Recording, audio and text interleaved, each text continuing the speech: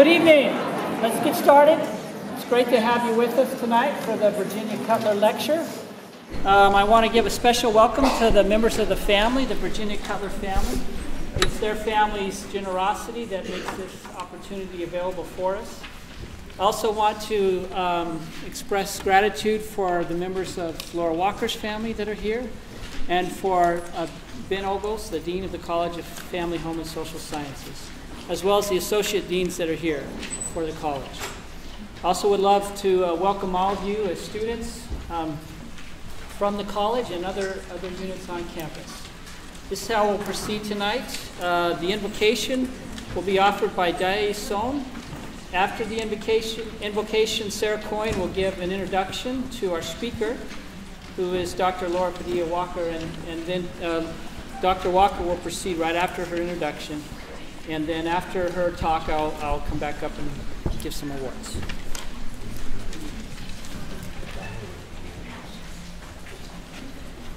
Dear Father in heaven, we're so thankful to be gathered here at the wonderful university. We're also grateful for those who have made this lecture possible. We're thankful for Dr. Walker and the work that she's put in, and we pray that the Spirit will be here with her and with us, that we may learn and apply these findings into our lives. We pray for these things in the name of Jesus Christ. Amen. Amen. Amen. It is my great pleasure to introduce Dr. Laura Padilla-Walker today. Laura Padilla-Walker is a professor in the School of Family Life and associate dean in the College of Family, Home, and Social Sciences. Laura received her bachelor's degree in psychology from Central Michigan University and her PhD in developmental psychology from the University of Nebraska-Lincoln. She joined the faculty at BYU in 2005 and has previously served as an associate director and as the graduate coordinator in the School of Family Life. Dr. Padilla-Walker's research focuses on the parent-child relationship during adolescence and how parents navigate and manage the influence of media. She studies positive development across adolescence, including the development of prosocial behavior and the influence of prosocial and positive media. In particular, her research highlights the study of proactive parenting, or parents' active attempts to socialize their children before transgression has occurred. Dr. Padilla-Walker has enjoyed mentoring hundreds of students in collaborative projects with her colleagues, including Project Ready, the Flourishing Families Project, and Project Media. She has published over 100 journal articles and book chapters, and has co-edited 3 books with Oxford University Press. She's taught courses on parenting, moral development, adolescent development, child development, and research methods. Laura and her husband Chris are the parents of 3 children, Ryan 16, Maggie 13, and Ben 5. She enjoys spending time with her family, traveling, hiking, camping, and reading historical fiction. She's currently teaching Sunday school to the 14 to 15-year-old youth.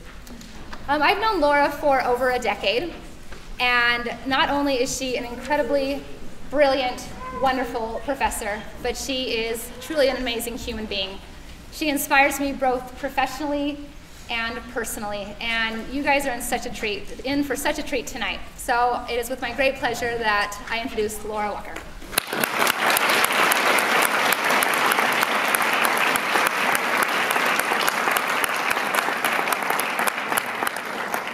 Thank you. Can you guys hear me? Wow, there's a lot of people here. Thank you, Sarah. You can always tell when someone's a really good friend when they make you sound a lot better than you are. I appreciate that. So first, I want to thank the Cutler family for their continued support of the School of Family Life and the College of Family, Home, and Social Sciences. I'm very honored to be speaking with you all. As Sarah mentioned, I've been studying proactive parenting, particularly as it relates to media, since I was in graduate school. But it's only been about the last year that I've been applying proactive parenting to the study of healthy sexuality. And part of the reason that I started doing this was because of the classes that I teach. I teach adolescent development and human development, and in both of those classes, my students, when I talk about puberty or when we're talking about sexuality, it's been really interesting to me how they discuss the way that their parents talk to them about sexuality, or don't talk to them about sexuality.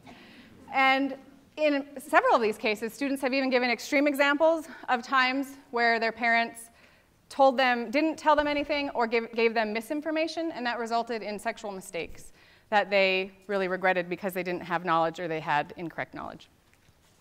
So this led me to, I think I need to turn this on. This led me to ask the question of the role that sex education plays in healthy sexuality. So if young people know about sexuality and have some knowledge, does this help them to be more sexually healthy? So starting with just general sex education in schools, which the goal of sex education in schools is to raise sexually healthy adults. That's what their goal is. And millions of dollars in the United States have been spent on this effort. There are hundreds of studies exploring the role of sex education in schools on sexual development. And just to summarize them overall for you, they found that abstinence-only sex education generally is ineffective as an intervention, which means that if you have young people who are already sexually active, then abstinence-only sex education is not an effective intervention. Comprehensive sex education, on the other hand, includes oftentimes discussion of birth control, and comprehensive sex education is effective in helping young people to have some knowledge about sexuality, but it usually doesn't impact their sexual behavior very much.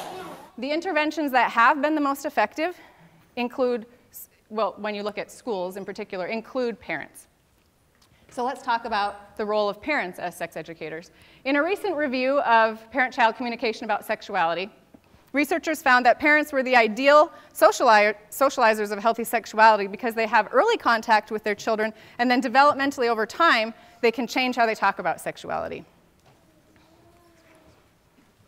Just summarizing the research in this area, generally, if parents talk to their children about sexuality, children are involved in fewer risky sexual behaviors. They also have found that there's more conservative attitudes about sexuality if parents talk about it with their children. And then of the intervention studies that have looked at the role of parent-child communication, about half of them find that parents do influence their children's sexual behavior. But there's some problems with this research that I want to point out. First of all, if you notice from the list that I had up there, most of the research looks at sexual risk behaviors as an outcome. And that's certainly a social problem and something we should be interested in, but there's other aspects of sexuality that some of us might be interested in as an outcome as well. The second thing I noticed is that most of the studies on parent-child communication about sexuality focus on intervention rather than proactive prevention. And that's what I prefer, is proactive prevention. So we don't see a lot of proactive studies. Those that do exist, though, there are a few. And they find that if parents are proactive in talking to their kids about sexuality, teens are less likely to become sexually active. They're older at ages of first intercourse, and daughters are less likely to be forced into having sex. And this is particularly if parents talk about values and strategies for resisting pressure to have sex. So there is some evidence, there's not a lot of research on this, but there's some evidence that proactive parent-child communication is effective. So while it is effective, there are some problems with the ways that parents communicate about sexuality. So I just want to walk through some of those problems with you. The reason I entitled this talk, Breaking the Silence, is because of this quote that I'm about to share with you by some researchers, where they basically point out that we have a problem with a cycle of silence. So they said, many parents truly expect their children will approach them for guidance when they have questions about sex, but children also expect parents to initiate these conversations. This waiting game undercuts the potential of sex communication to influence the sexual development of children and perpetuates the cycle of silence that's observed from one generation to the next. So it's this cycle of silence that I want to talk with you about today. Some of the problems, additional problems, with parent-child communication about sex, as I just mentioned, is that it's infrequent. So in the United States, most parents, when they talk to their children about sexuality, it's a one-time, the big talk. There's some studies that suggest that the frequency of talking with children about sexuality is increasing, but there's other studies that find from 1995 until today, the rates are actually decreasing in how much parents are talking about sexuality. So they're not talking about it enough. Also, most discussions are between mothers and daughters. One researcher said, she said that only the mother-daughter combination appears to display something besides negligible sexual socialization. So mothers are talking to daughters, fathers are talking to sons somewhat, but girls and boys are also getting really different sexual messages. So girls primarily get messages about negative consequences of sexuality and fear-based messages. Boys get messages about condom use and positive aspects of sexuality more often. So our boys and girls are getting different messages as well. Parents also avoid specific sexual topics. So they might talk generally about how, for example, you should avoid HIV, but they're less likely to talk to their children about their own sexual feelings or their own sexual behavior. Parents are embarrassed about talking about sex, and they're uncomfortable, and they don't feel like they have enough knowledge about it, so that promotes that cycle of silence I mentioned. It's also common for parents to use a negative tone when talking about sexuality and to talk about consequence-based reasoning and using fear-based reasoning.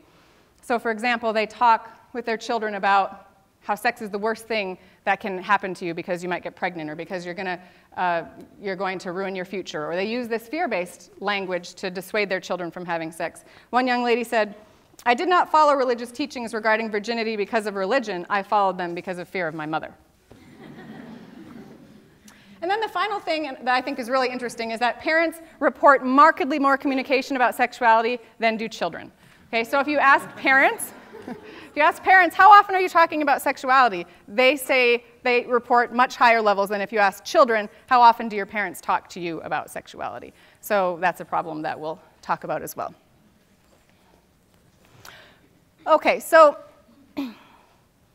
I also wondered, as I was exploring this research, how highly religious parents compare to non-religious parents. And there are very few studies looking at how highly religious parents discuss sexuality, but I thought that might be particularly pertinent to this crowd. So in some of this research, they find that highly religious parents tend to focus on faith-based messages. So for example, they use morality as a way to explain sexuality, and they use references from the Bible or other scripture to encourage their children to avoid sexuality. There was also a really fascinating study by Rigneris where he looked at over 3,000 different religious people in many different faiths, and he found that religious parents waited longer to initiate discussions about sexuality, and they had fewer discussions overall. He also looked at highly religious groups and compared them to more conservative religious groups compared to liberal religious groups, and he found that people of Catholic, Jewish, and Mormon faiths reported the lowest levels of ease in communication. So there we are. Not feeling terribly comfortable talking to our children about sexuality.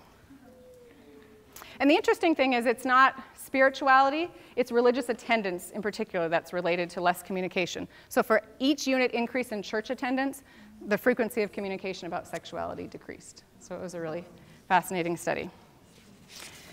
So because of this, the next question I wanted to ask was, how do LDS parents compare to non-LDS parents? I wanted to take a more broad look at this with the data that I had.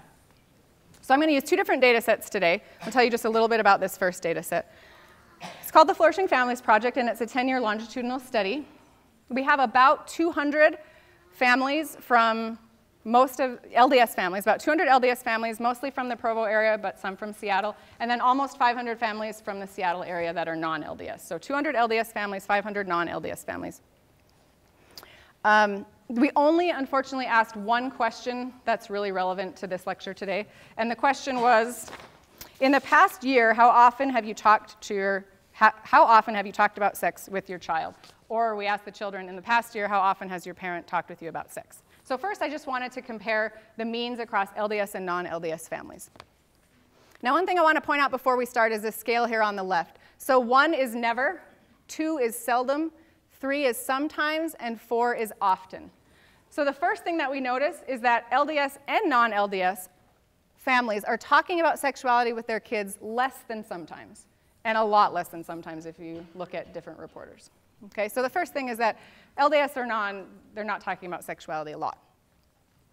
When you look at mother reports and child reports, there is a significant difference suggesting that non-LDS families talk about sexuality significantly more than do LDS families, except not fathers, which is kind of nice. So LDS and non-LDS fathers are talking about sexuality at similarly seldom rates.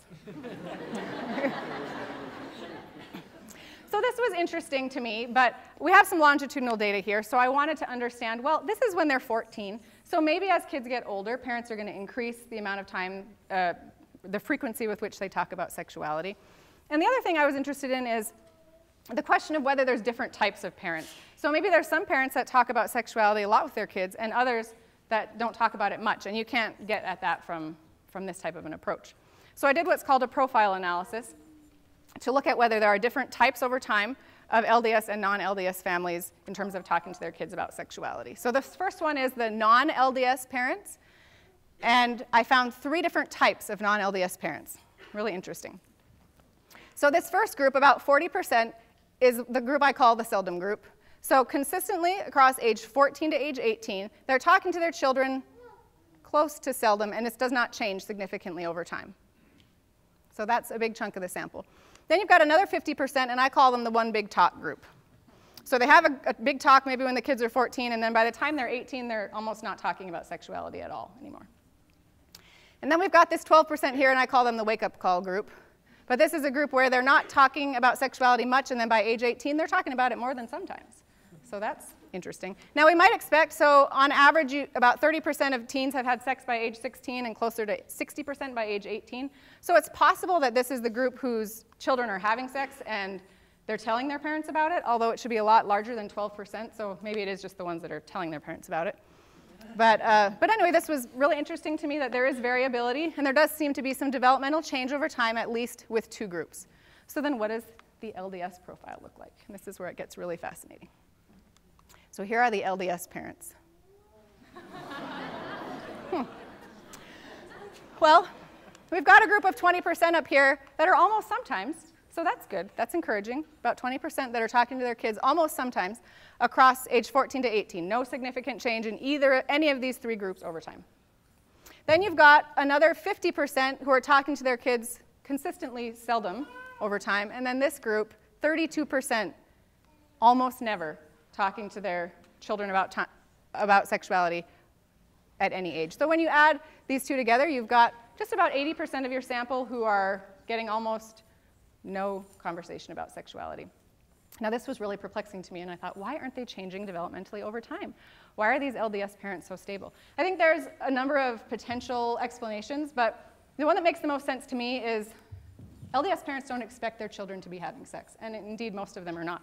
And so they probably assume they don't need to talk about sex any more at age 18 than they do at age 14. Maybe if I followed this to the mid-20s, it would go up a little bit. But I'm being hopeful. But I think that makes sense, but I would challenge that notion if that's what parents are considering, because even if children aren't sexually active between age 14 and 18, they are sexually developing, and their bodies are changing, and they're going through a lot of things and have a lot of questions. Now, maybe these parents are talking about different things at different times. I'm not sure, but I think parents probably should talk more to their children across time, even if they're not sexually active. I said probably, but I mean they actually should. Now, these analyses were interesting, but they didn't really tell me what LDS parents were saying. So I thought it was interesting on that one item that things were changing over time, but I wanted to know what they were saying. So I gathered some quick data, and it's not the best data in the world, so I'll tell you some of the limitations. But I gathered data on 600 BYU college students, okay? So some of you out here might be in my talk. And they're an average age of 21, about 80% female, and about 30% of them are married. Okay, so I just wanted to ask them some questions about how their parents did teaching them about sex. The first question that we asked them was, do you feel that your parents did a good job talking to you about sexuality when you were growing up? Whoop. Sorry, something going on here. Okay, so about 30% said no, and another 50% said in some ways yes, in some ways no. So we've got, again, about 80% in some level unsatisfied with the way their parents are talking to them about sex, but happy about this group. Then the next question we asked them was, how often did your parents discuss sexuality with you when you were a teenager? Again, we've got, oh goodness, maybe I need to stand closer to. So we've got about 8% that are saying some regularity, but again, we've got over 60% here that are saying somewhere between just we had a big talk and not at all. Okay, so a majority of the students saying their parents didn't talk to them very often. We also asked some open-ended questions. Just started out with very broad, what messages did your parents give you about sexuality? 58%, pretty consistent with the other question I just showed you, 58% said they gave me few or no messages about sexuality. Let me give you a couple of examples. As I remember, they didn't talk to me much about it. I gained a lot of my understanding of sex and sexuality from books, television, what I gleaned from jokes made by my aunts, and conversations with my equally clueless friends. Sexuality was only mentioned when my dad would pull me aside and tell me that boys have strong feelings and urges, and I should do my best to not put them in positions that would make things more difficult for them. This was a young man, said, we didn't talk a lot about it. I remember talking about it in a family home evening once with all of my 5 siblings, and we were all grossed out to realize that our parents had sex with each other. I did have a picture book when I was little explaining scientifically how babies are made, and it was one of my favorites. When I got a little older and my sister was getting married, we talked about it a little, but not a lot. It was always vague, sex is how a husband and wife show love, and it's good in a marriage type of stuff. Then there was lots and lots of other responses just about how it wasn't talked about much, but it was something they didn't get many messages about. So that's 58%. Now, of this 58%, 20% of people said, I get few or no messages, but the ones I do are about abstinence or chastity. So that was 20% of the 60. They taught me about the law of chastity and the importance of waiting until after marriage to be sexually intimate. They never gave me the talk, though. Even before I got married, I had to ask my roommates about it.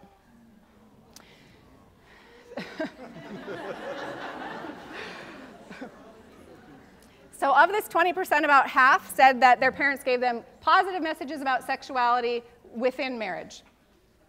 So one young person said, sex is a good thing, but only within marriage. All boys want sex, so be careful. Exploring your sexuality is inappropriate. That was the message that they got. Good when it's in marriage, though. And then another half of this 20% was that it was bad outside of marriage. One young lady said, my parents told me to avoid it. It was what sinners and whores did because they didn't have anything better to do. When I was 17, they started saying you needed to have sex responsibly and save it for marriage. The week before my wedding, I was given the opportunity to ask my mom any questions I had regarding sex. When I was practicing this, there weren't all these responses. So 60% on the first slide, 20% on this slide. Another 23% said that their parents talked about how sex was sacred in nature. They taught me that it was special and to also reinforce principles of how to be safe. Everything they said was correct, but it took me a lot of time to feel comfortable bringing up questions I had because I always felt like it made them uncomfortable. I really like this one.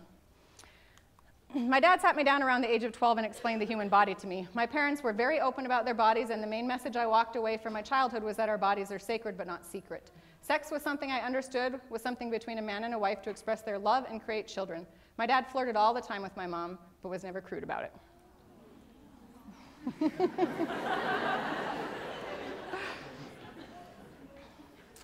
So then a final 8% said that their parents gave them positive, consistent, and open communication about sexuality.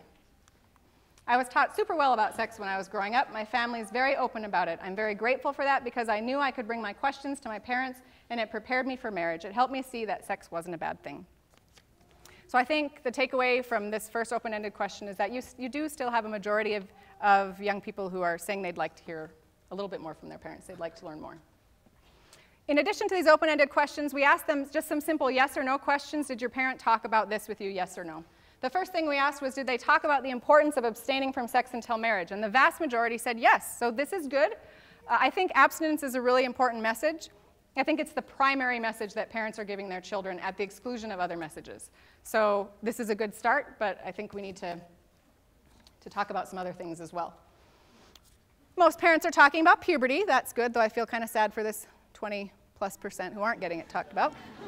Most parents are talking about dating. That's safe because you don't really have to talk about sexuality. So the vast majority are talking about dating.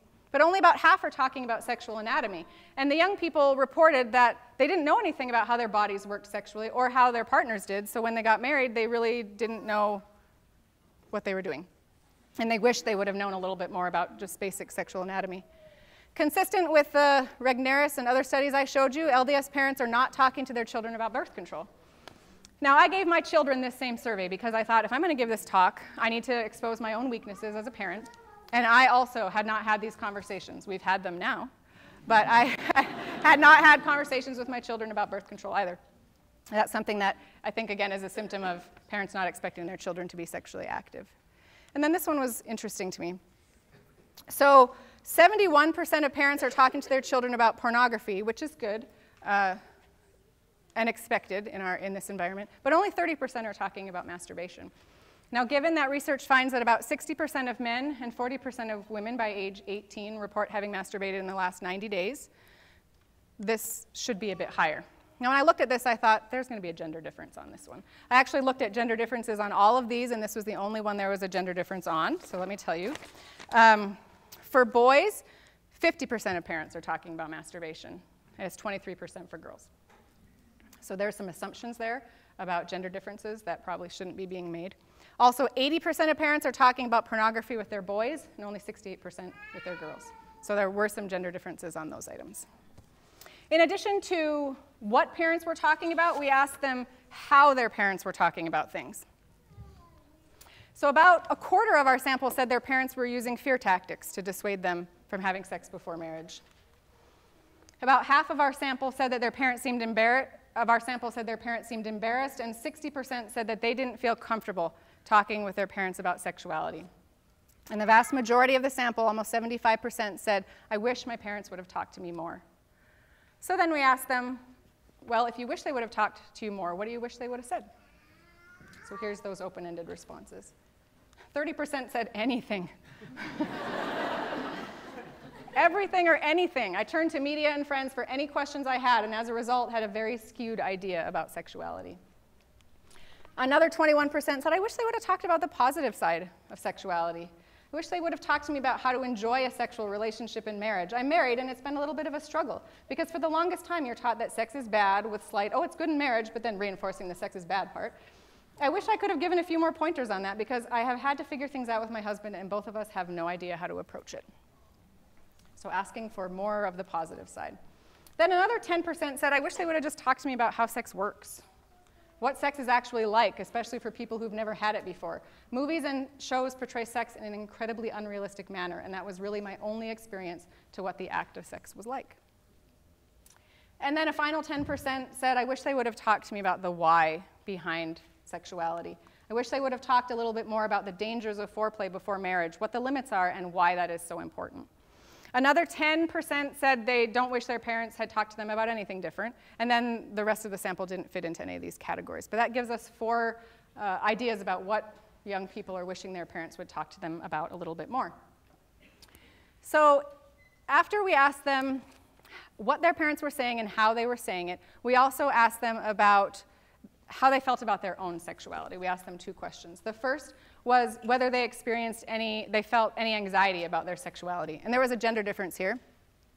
So you've got about 30% of young men saying that they feel anxiety about their sexuality, and over 40% of young women. So a little bit more common, but that's a sizable minority of young people who are feeling some degree of anxiety about their sexuality.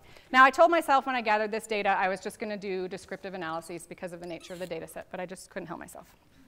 So I ran a couple regression analyses. I wanted to see what was predicting this variable. So I used anxiety about sexuality as an outcome variable.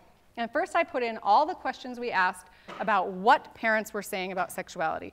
So talking about birth control, talking about HIV, talking about abstinence, pornography, positive aspects, any of those things, what they were saying, was that related to feeling more or less anxiety? And none of them were significantly associated with it. So what that tells me is that it doesn't really matter what parents say. That's not really influencing feelings of anxiety. So then I ran a second regression, and I put in how they were saying it. So all the different ways that parents could say something. And what I found in that one was that if parents seemed embarrassed to talk about sex, and if kids had to initiate conversations about sexuality, they felt more anxiety. So taken together, it doesn't really matter what you say. It matters if you feel comfortable saying it and if you initiate it with your children so they don't have to initiate it. That's related to lower levels of anxiety. Interesting, right? Then we asked another question. How do you feel like you're healthy, like you have a healthy view of sexuality? And this was not different by gender, but it was by those who were married and those who weren't. So you have 40% of people who were not married that felt like, at least in some ways, they did not feel healthy sexually. And only about 20% of those who were married. So again, I ran the same regression analyses. So the first one was to see if what parents said was related to views of healthy sexuality. And in this case, there was one thing that was related. If parents sent the message that sex was good and normal, then children felt like they had healthier views of sexuality. Then in the second set of regressions, I again put in how they were saying it. And if parents were using open communication, young people felt healthier in their sexuality. If parents were using fear tactics, then young people felt less healthy in their sexuality. So again, for this outcome, send children the message that sex is good and normal, and be open about it, and don't use fear tactics.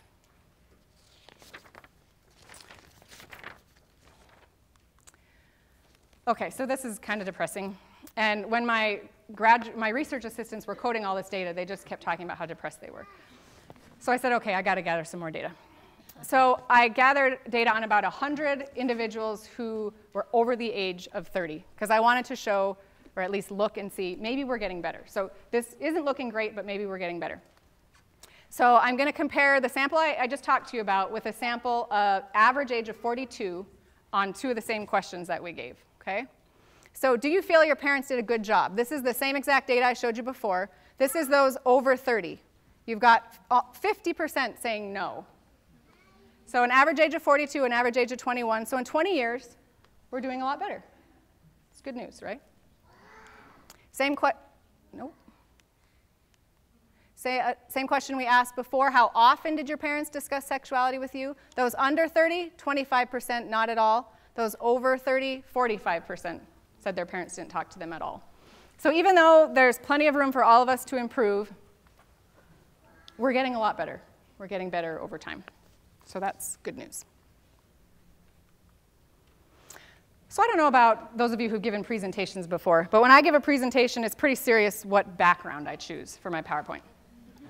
Now, this background is actually called writing on the wall. So when I saw it, I thought, perfect. The writing is on the wall. We need to do a little bit better. And so I want to spend the rest of the time talking to you about how we can improve as parents or future parents in talking to our children about sexuality. There's lots and lots of things. I could give a whole lecture just on this part, but I'm just going to focus on three. We need to change how we talk about sexuality, and we need to change when we talk about sexuality, and we need to add in the why of sexuality. Okay? So the first thing is we need to change how. We need to foster what we call, my colleagues and I call, a culture of openness. An environment where children are very comfortable coming and talking to us about whatever questions they might have. Elder Ballard said this: as our children grow, they need information taught by parents more directly and plainly about what is and what is not appropriate. Parents need to talk to their children plainly about sex and the teaching of the gospel regarding chastity. Let this information come from parents in the home in an appropriate way. So for those of you who have teenage children and might be thinking, oh goodness, I'm not doing this, and maybe you might even feel like you don't have a high enough quality relationship with your children to have open conversations. Improving the relationship is the first step of being able to have these open conversations. So I would encourage you to really improve the relationship quality that you have with your children. Now, having a great relationship with your children is a wonderful thing, because if you make mistakes, it doesn't affect them as much as if you don't have a quality relationship. So let's say that you have a really good relationship with your children, but you lose it every now and again and yell at them. That's not going to affect them very negatively. But if you don't have a good relationship with them, then that's going to affect them more. So the mistakes that we make are buffered by this good relationship. A couple of ideas for improving your relationship is just to find something to praise them about every day. Sometimes with teenage kids this seems hard, but it's a great exercise to just find something to tell them that they're doing great, and it actually isn't hard once you practice it. You also need to just spend time with them. If you want to talk with them about sexuality, you actually have to be with them, and one-on-one is a great way to have those conversations. Sister Tanner said, "We demonstrate our love for family members not only in teaching them affirmatively, but also in giving them of our time. A loving relationship requires constant and ongoing talking, playing, laughing, and working moments. We're major players in each other's lives, absorbing love through daily experiences." If all you're ever doing with your kids is talking about sexuality, I can tell you they're going to get a little tired of it. So you need to play and laugh and do things that they enjoy doing, which means I have to play Mario Kart very badly.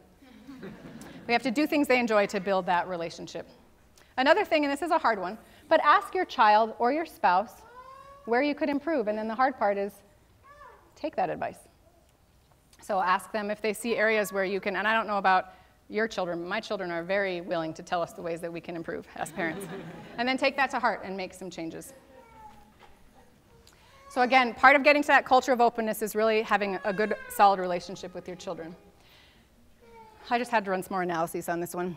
So I'm telling you that relationship quality matters, and we do know that from research, not on sexuality, but other research. But I wanted to know, with this data that I had, did relationship quality matter for some of the variables that we had looked at? So again, this question, did your parents do a good job talking to you about sexuality? We broke it down by people who had reported high relationship quality with their parents and low. We found an interesting difference. So for those with dad who reported they had a high relationship quality, only 23% said no, he didn't do a good job. But if they had a low relationship quality, 43% said no, he didn't do a good job. With moms, it was even more stark. So if you got a good relationship with mom, only about a quarter said no, she didn't do a good job. But if you don't have a good relationship with her, almost half said that she didn't do a good job. Now, this could be explained by a number of things. So it could just be that kids who have a good relationship are more likely to say, yeah, my parent did a good job, whether or not they did a good job. It's also possible that parents who have good relationships do a better job. So I wanted to run another analysis to get a little bit more at this, even though I can't get at it perfectly. So I took a question that was not correlated with relationship quality. So this question is correlated significantly with relationship quality, but frequency of discussion is not. So how frequently did your parents talk to you about sexuality, and how is that related to sexual anxiety and healthy sexuality? So as you'd expect, the more parents talked about sexuality, the less anxiety young people felt, and the more sexually healthy they felt. But the interesting part is I wanted to see if this was moderated by relationship quality. So you've got people reporting either low, moderate, or high relationship quality. And what we found for both of these variables was that if you have a low quality relationship with your child, there is no significant relationship anymore between how often they talk to you about sex and their sexual anxiety or healthy sexuality. If you have a moderate quality relationship, it's significant, it's relatively weak. But if you have a high quality relationship, it is a strong path and it's highly significant. So in other words, it doesn't matter how much you talk about sex with your kids, if you don't have a good quality relationship with them, it's not going to have the positive effect that you desire. Now this was mother's relationship quality I was moderating by. Really interesting for dad, these middle significance values drop out. So for fathers, it is only with a high quality relationship that the influence is there between frequency of parent-child discussion and anxiety and healthy sexuality. So some interesting findings there. So we need to change how we're talking to our children about sex and promote that open conversation. We also need to change when. One big talk is not enough. We need to be proactive. We need to anticipate what our children are going to go through and talk to them beforehand. So there's two different types of proactive parenting that I've studied in a lot of different areas, but that I'm going to apply to healthy sexuality. The first is called cocooning. And this is where parents protect, shelter, or restrict their children from any source outside the family that might display some value that's inconsistent with chastity before marriage. Now, I'd like to wrap my children in bubble wrap just as much as the next parent when it comes to these issues. And there are some ways that cocooning is a good proactive approach. For example, putting filters on the internet or other things to keep your children from coming across pornography. But there's other aspects of cocooning, like never talking to your children about sex or fast forwarding every time someone kisses on TV, that isn't maybe the most effective form of proactive parenting. I prefer what's called PreArming. And this is where parents make active attempts to socialize chastity by providing advanced armor, which I call putting on the whole armor of God.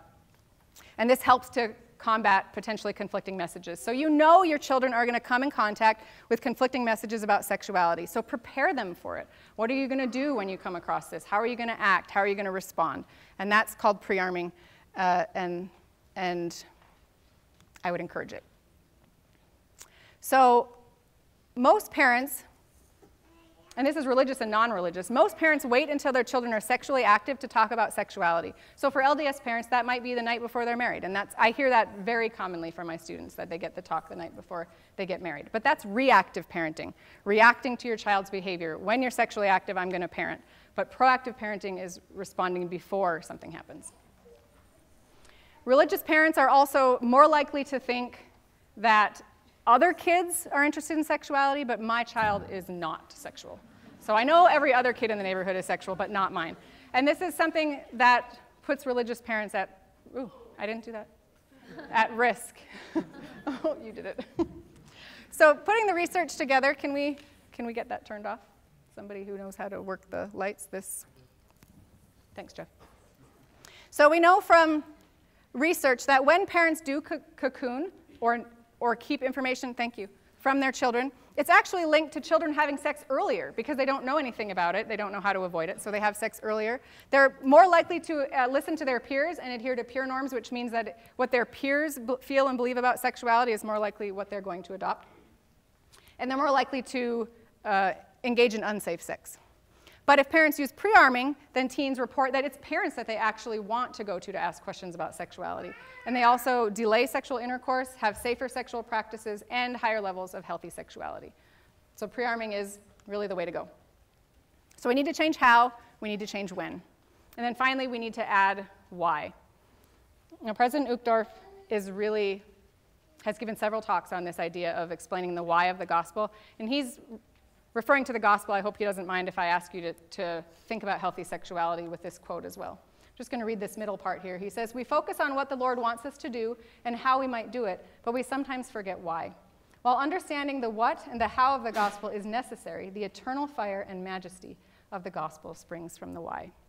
And the same is true about sexuality. We might talk to our kids about why it's important to abstain, but we never tell them the wonderful things about sexuality or the majesty.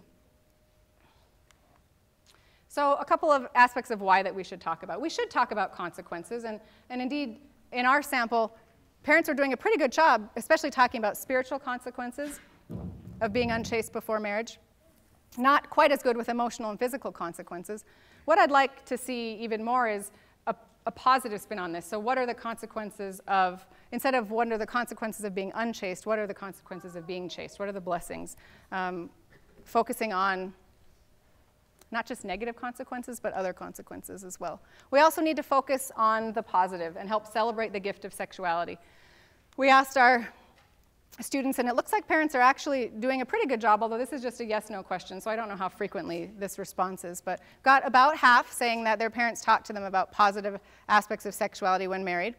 About almost 60% sex is normal and good, but a lot fewer talking about how to enjoy a sexual relationship in marriage. So we need to talk about the why of the positive aspects of sexuality as well. So bringing this all together and concluding what we learned about breaking the silence, the first question we asked was, what role does sex education play in healthy sexuality? One article I came across said that parents play a modest role in teaching their children about sex. I think it's because a lot of parents aren't doing a very good job. I think if we improved how parents are talking about sexuality, then that modest role would go to a very significant role in helping children develop healthy sexuality, which includes abstinence but is not limited to discussions of abstinence. Then we asked, how do LDS parents compare to non LDS parents? And I think we found that they're different in some ways, in other ways not so different, I don't think, with some of the challenges they might have. And I think that we're doing better. So hopefully we ended on a little bit of a positive note there. We also asked what messages parents were actually giving to their young people and concluded that the majority are giving few messages or negative messages, that abstinence and the sacred nature of sexuality were also common, and that overall our young people want more. They want to hear more from their parents about sexuality. And then the final question we asked is how we can improve and how we need to change how, when, and why. So the last thing I want to talk about, the last point I want to make, is highlighting this idea of scaffolding. So scaffolding is a term that we use in developmental psychology that refers to parents supporting their children through development and then gradually decreasing that support as children become more autonomous. So parents are the scaffolding that helps their children to build ideas of healthy sexuality. And usually scaffolding is used to discuss cognitive development or emotional development, but I think it applies really well to healthy sexuality. When we think about physical development, even with our toddlers, we're happy to scaffold and support their physical development. We need to do the same. We need to give the same type of scaffolding and support to our children at all ages as they develop sexually. Now, I think about scaffolding. I have a really hard time not thinking about the Provo Tabernacle. So as soon as I thought about scaffolding, I thought about the tabernacle. I don't know, I'm sure most of you know this story, but I'm going to tell you a little bit about this miracle here. So the Provo Tabernacle was 35,000 square feet, and the temple they decided to build was 85,000 square feet. So they had to figure out how to fit this, and what they decided was they were going to build 2 stories below the tabernacle. And so they needed to dig out 40 feet underneath the existing tabernacle.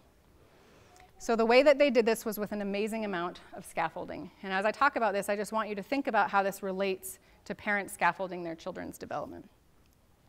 So there were 5 layers of brick in the Provo Tabernacle, and they removed the inner 2 layers and then reinforced the outside 3 layers by putting thousands of 14 to 17-inch metal bars through the bricks to stabilize them. They stabilized the windows, the doors, and every single brick, stabilizing the whole entire tabernacle. In addition, they had these 9-inch in diameter steel pikes that they sunk first 60 and then 90 feet into the ground so that they could dig out all this dirt around the tabernacle. There was an amazing amount of scaffolding that took place for this miracle to occur. And one of the construction workers said something that I really like that I think relates to parenting as well. He said, "A part of the beauty of the building is that it's not perfect. It's very personal. It has some character. Even the bricks vary." The same thing in how we talk to our children about sexuality. It's going to have some character. It's going to vary. It's certainly not going to be perfect. But that's part of the beauty of scaffolding our children about sexual development. As we provide the support that our children need, they will have the increased ability to form healthy relationships that will endure. Elder Bradley Foster said, "I know I can't turn back time, but this I know, that it's never too early and it's never too late to lead, guide, and walk beside our children, because families are forever." I just want to finish by thanking again the most important people in my life, my husband and family, also the Cutler family, and then my wonderful graduate students and undergraduate research assistants and my colleagues who helped me with these ideas. Thank you all.